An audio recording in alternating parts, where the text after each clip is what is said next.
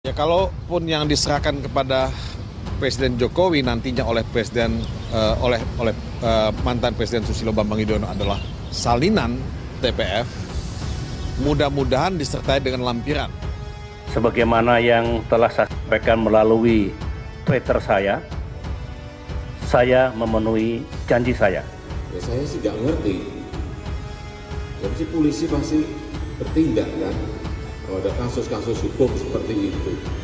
Semua bisa diketahui secara lengkap, secara utuh, apa yang pemerintah lakukan dulu. Ya, kalau tidak ada kasus, tahu-tahu dimasalahkan di hukum itu yang namanya kriminalisasi. Itu ngomong saya urus masih.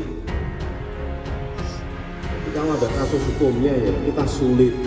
Jadi saya sendiri merasa bahwa loh kok dokumen negara bisa hilang, ya kan? Nah ini pertanyaan yang sangat fundamental yang kita mesti ajukan. Karena 15 tahun tidak ada kepastian hukum terhadap kasus ini dan ini pasti sudah memberikan begitu banyak kerugian, tidak hanya untuk Mbak Suci sebagai keluarga tapi kita semua. Dokumen TPF hilang, SBY harus ditangkap, terancam 2 tahun penjara.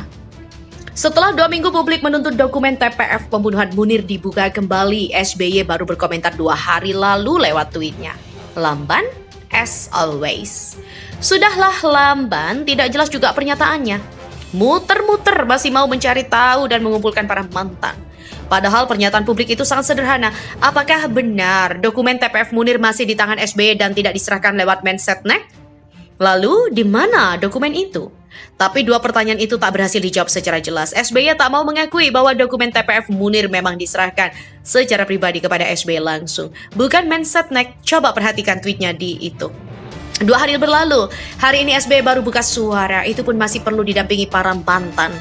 Setelah kami lakukan penelitian termasuk melibatkan mantan ketua dan anggota TPF Munir, diyakini bahwa kopi itu sesuai dengan naskah aslinya, kata Sudi saat membacakan naskah pernyataan pers tentang tindak lanjut temuan TPF Munir yang disusun SBY bersama dengan beberapa pejabat KIB di kediaman SBY Cikeas, Bogor, Jawa Barat. Saya sebagai rakyat yang berpendidikan dan tidak bodoh, sangat tersinggung dengan SBY dan kabinetnya. Mereka jelas-jelas menilai rakyat Indonesia terlalu bodoh sehingga mau percaya dengan pernyataan persnya. Logika saja ya, mana bisa mereka memastikan kopi dokumen adalah sama dengan aslinya?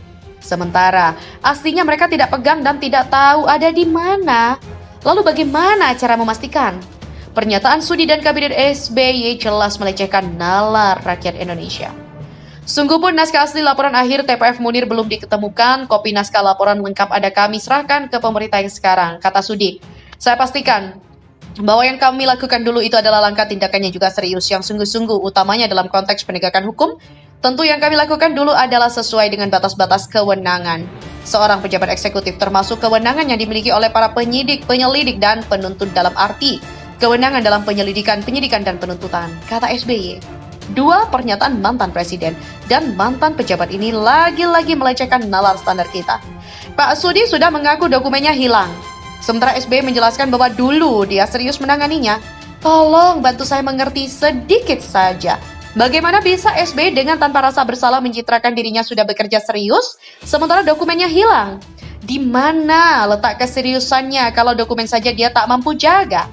Andai SBY ini karyawan saya, hari ini pasti sudah saya polisikan sebab menghilangkan dokumen penting. TPF pembunuhan Munir ini sangat serius dan penting tentang nyawa orang yang sengaja dibunuh di negara demokrasi.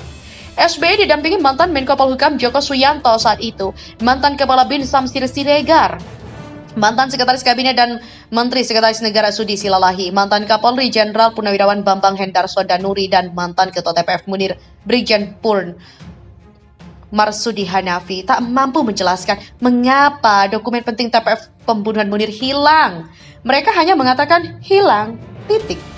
Kami tetap melakukan penelusuran atas keberadaan naskah laporan yang asli. Kepada pihak-pihak yang terkait kami berharap juga melakukan hal yang sama.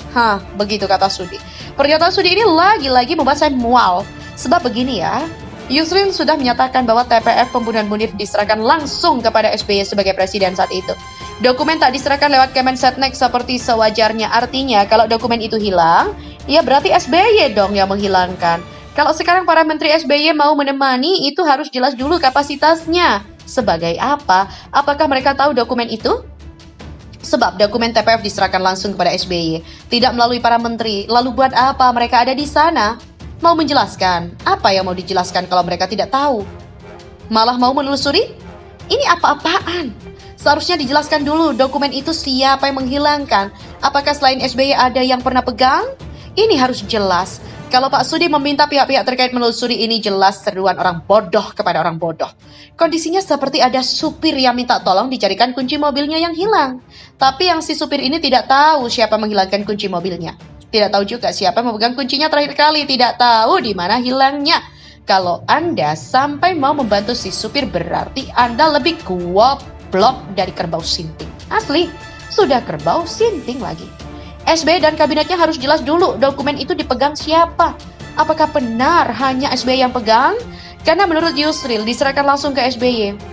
Baru setelah itu bisa tanya, SBY kira-kira hilang di mana?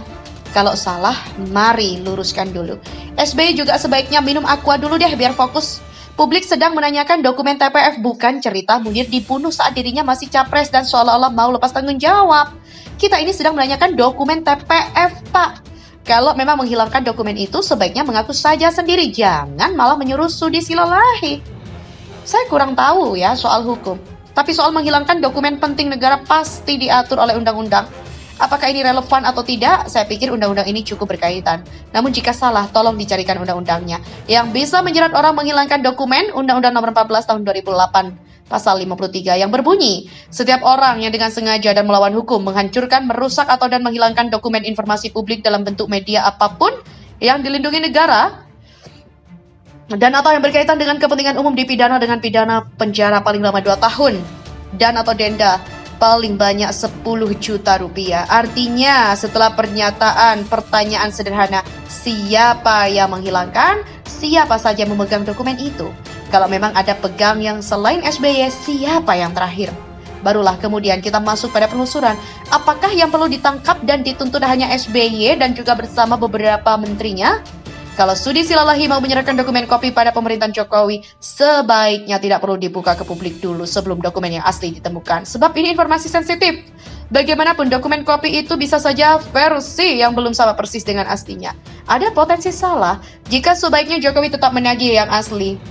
Jika yang asli tetap tidak ditemukan lagi, maka jelas SBY dan jajarannya yang harus bertanggung jawab. Terakhir, terlepas dari semua bahasan dalam pembahasan kita kali ini, sebenarnya kasus TPF Munir menjadi contoh konkret betapa buruknya pemerintahan SBY 10 tahun yang lalu. Amatir dan juga main-main. Dokumen penting diserahkan langsung kepada SBY dan Kemenseknek tidak menerima dokumennya. Ini mirip seperti penjualan bakso keliling ya, bayar langsung ke yang dorong gerobak tanpa melibatkan kasir. Begitulah kira-kira.